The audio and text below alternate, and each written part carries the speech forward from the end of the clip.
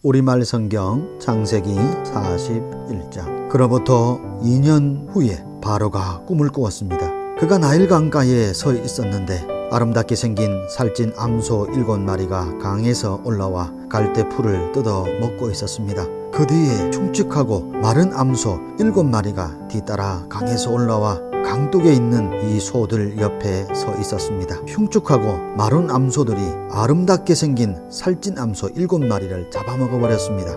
그리고 바로가 잠에서 깨어났습니다. 바로가 다시 잠이 들어 두 번째 꿈을 꾸었습니다. 한 줄기에 토실토실한 좋은 이삭 7개가 자라고 있었습니다. 그런데 보니 마르고 동풍에 시든 이삭 7개가 싹 텄습니다. 그리고 마른 이삭들이 토실토실하고 굵은 이삭 7개를 삼켜버렸습니다. 그리고 바로가 잠에서 깨어나 보니 그것은 꿈이었습니다. 아침에 바로는 마음이 편치 않았습니다. 그가 사람을 보내어 이집트 모든 마술사들과 지혜자들을 불러들였습니다. 바로가 그들에게 자기가 꾼 꿈을 말해 주었는데 그 꿈을 풀이할 수 있는 사람이 아무도 없었습니다. 그때 술 맡은 관원장이 바로에게 말했습니다. 오늘에야 제가 그동안 잊고 있었던 제 잘못이 생각났습니다. 언젠가 바로께서 종들에게 화가 나셔서 저와 빵 굽는 관원장을 경호대장의 집에 가두신 적이 있으십니다. 그때 저희가 같은 날 밤에 꿈을 꾸었는데 서로 다른 의미가 있는 꿈이었습니다. 그때 거기서 젊은 히브리 청년 하나가 저희와 함께 있었습니다.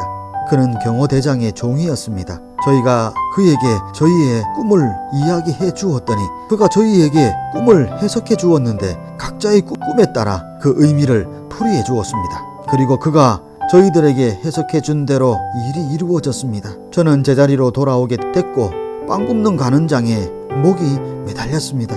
바로가 사람을 보내어 요셉을 불렀습니다. 그들은 즉시 요셉을 감옥에서 데리고 나왔습니다. 그는 수염을 깎고 옷을 갈아입은 다음 바로 앞에 나갔습니다. 바로가 요셉에게 말했습니다.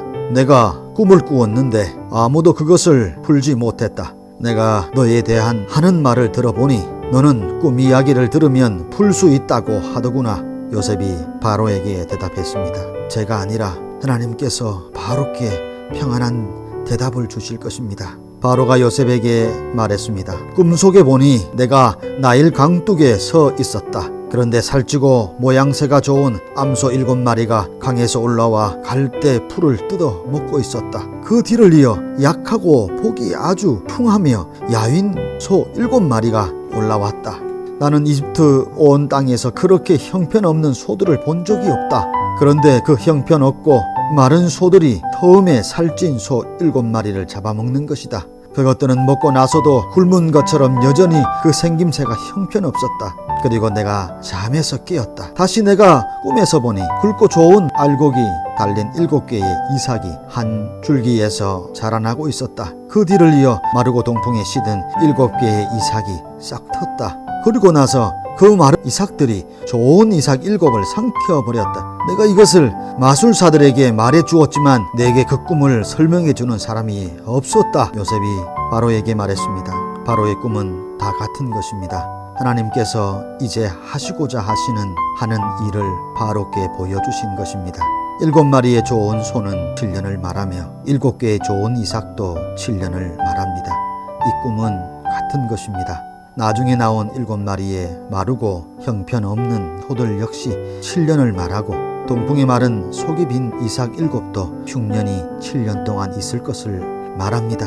제가 바로께 말씀드린 것과 같이 이것은 하나님께서 이제 하시고자 하는 일을 바로께 보여주신 것입니다.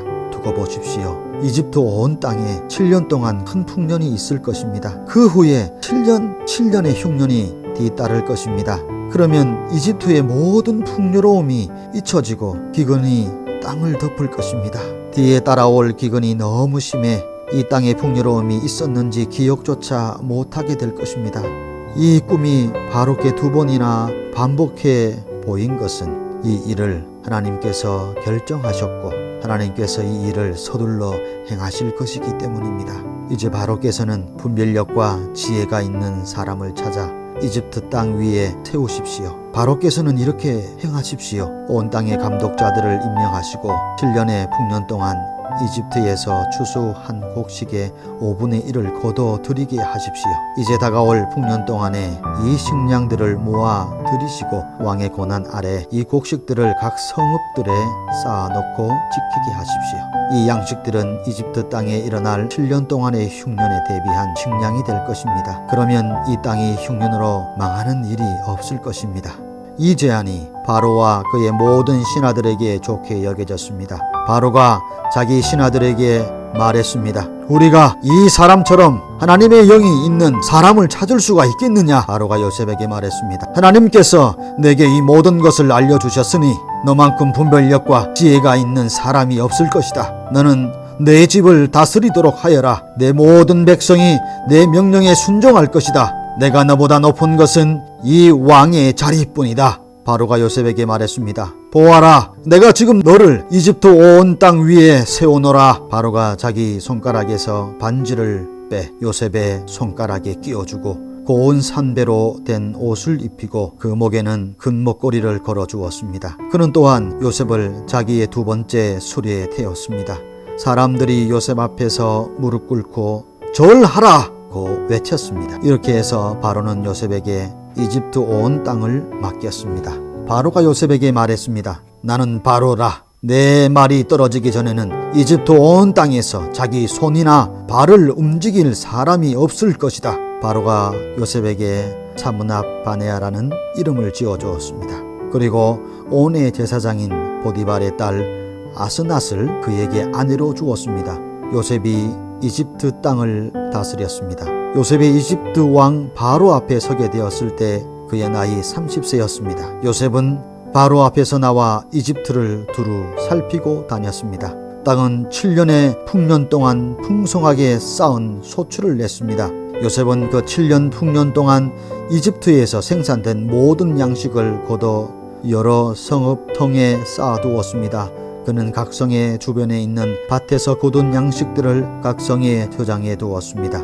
요셉은 바다의 모래처럼 어마어마하게 많은 양의 곡식을 모아 두었습니다. 그 양이 너무 많아서 그는 다 기록할 수 없었습니다.